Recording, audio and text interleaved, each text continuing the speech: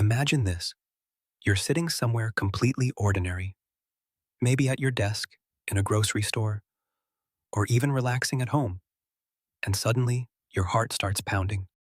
Your chest tightens, you can't catch your breath, your hands go numb, and a wave of absolute terror washes over you for no reason you can explain.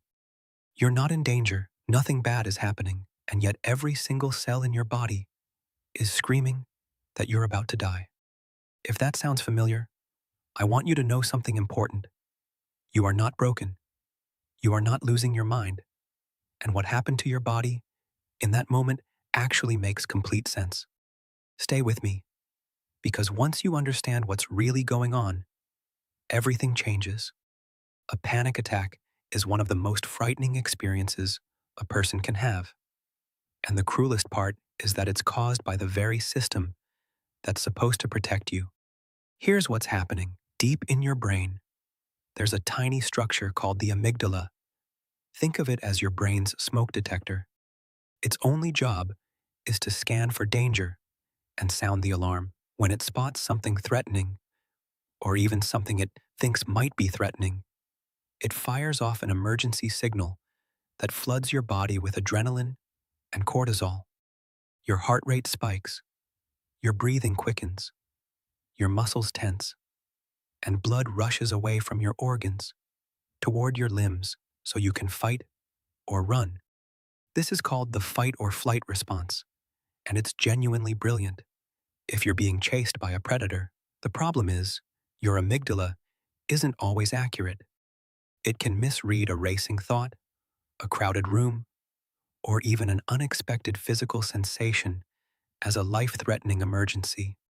And once that alarm fires, it triggers more symptoms: racing heart, dizziness, shortness of breath, which your brain then interprets as even more danger.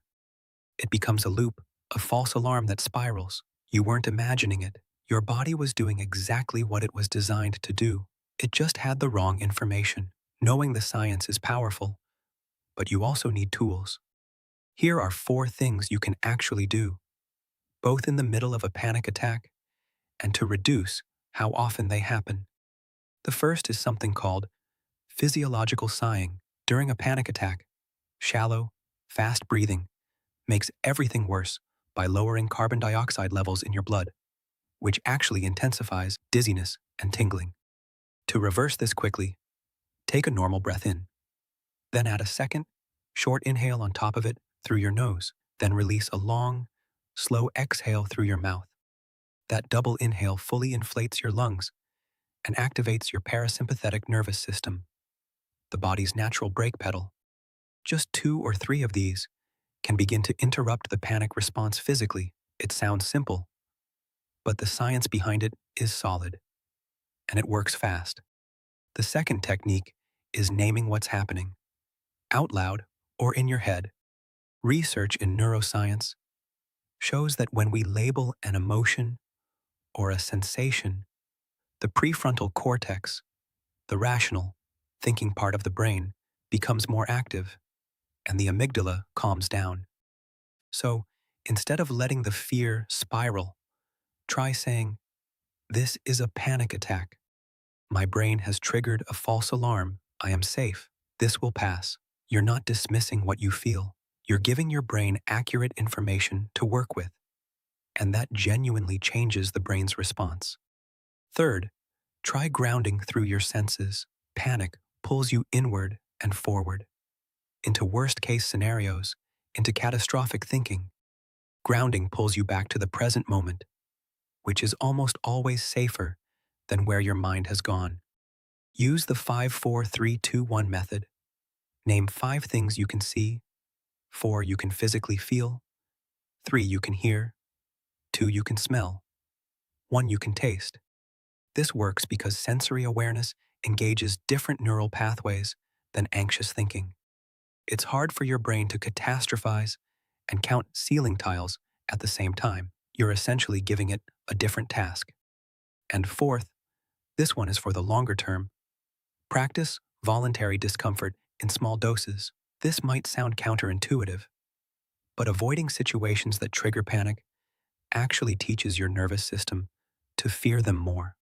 Gradually, gently exposing yourself to mild anxiety through exercise that raises your heart rate, breathing exercises that recreate mild sensations, or slowly re entering avoided situations retrains your amygdala over time. It learns that these sensations are not dangerous. This is the core of a therapeutic approach called exposure therapy, and it's one of the most effective long term tools we have for anxiety. You don't need to do it alone, and you don't need to rush. But the direction matters. Panic attacks are terrifying, but they are not dangerous or permanent. Your brain learned this pattern, which means it can unlearn it too. The four tools you just heard, physiological sighing, labeling, grounding, and gradual exposure, are all backed by real psychology, and any one of them can help shift things in the moment or over time. If today's video hit close to home and you feel like you could use real, ongoing support, online therapy is one of the most accessible options available right now. I've linked a resource in the description that makes it easy to get started at your own pace, wherever you are. And if you want to go deeper on understanding anxiety, there are audiobooks in the description you can listen to on a walk, before bed, or whenever you need them. No commitment, just understanding. If this helped you, please like this video. It genuinely helps more people find it when they need it most. Leave a comment below if you've experienced this, or if there's another topic you'd like us to cover. And if you want to keep building your understanding of your own mind, subscribing means we'll be here every time you need us. Remember, you are not your anxiety, and you are not alone.